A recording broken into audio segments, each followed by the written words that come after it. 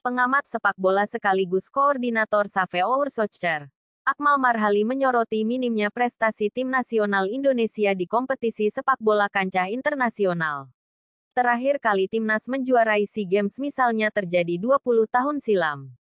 Tepatnya saat timnas Indonesia menyabet gelar juara SEA Games yang berlangsung di Manila, Filipina, tanggal 4 Desember tahun 1991. Sesudahnya prestasi-prestasi Indonesia di bidang sepak bola, khususnya di tingkat internasional, seakan redup.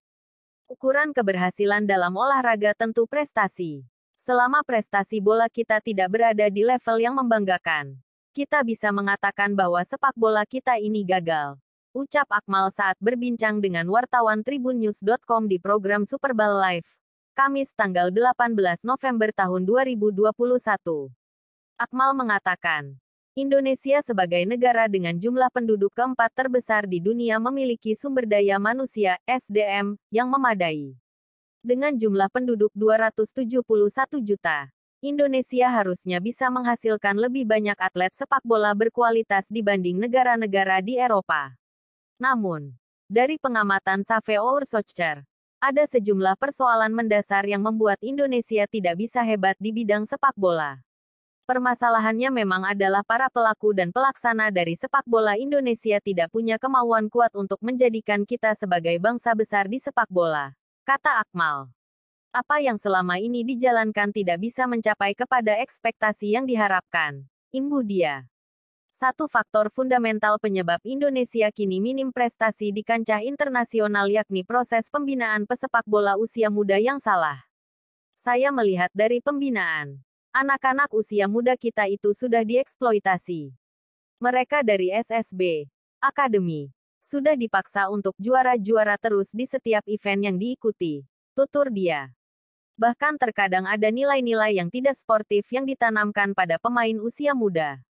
Misal di kompetisi antar sekolah sepak bola SSB ada istilah cabut pemain yang bukan bagian dari klub tersebut. Praktik-praktik tidak sportif lain, misal curi umur. Bahkan main dukun juga ada di sepak bola kita, kata Akmal.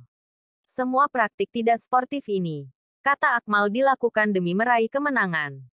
Yang dibangun pada perspektif pemain usia muda adalah mengejar kemenangan di setiap event yang diikuti. Ini kan problem, kata Akmal. Kondisi ini berbanding terbalik dengan yang terjadi di Eropa. Di Eropa, para pesepak bola di usia muda itu diberikan konsep berlatih fun football. Mereka bermain dengan kesenangan. Tapi teknik-teknik diperbaiki semuanya. Jadi dari dasar teknik-teknik bermain sepak bola itu sudah diberikan. Misal di Italia, Spanyol, Inggris, Jerman. Itu sudah dari usia muda diberikan teknik-teknik yang benar dalam bermain sepak bola. Tutur Akmal. Akmal mencontohkan. Baru-baru ini pelatih timnas Indonesia, Sintayong pusing melihat kontrol bola dan passing kurang akurat yang ditampilkan para pemain tim nasional. Sintayong saja pusing melihat bagaimana buruknya kontrol bola pemain kita, passing pemain kita di tim nasional. Ini kan problem yang datang karena pembinaan di usia muda kurang baik, jelas Akmal. Akmal bahkan menyebut kompetisi sepak bola dengan jenjang usia sporadis, karena tidak diatur dengan baik, sehingga tidak menghasilkan output yang maksimal. Misalnya kategori usia, justru terjadi eksploitasi pada pemain, tutur dia.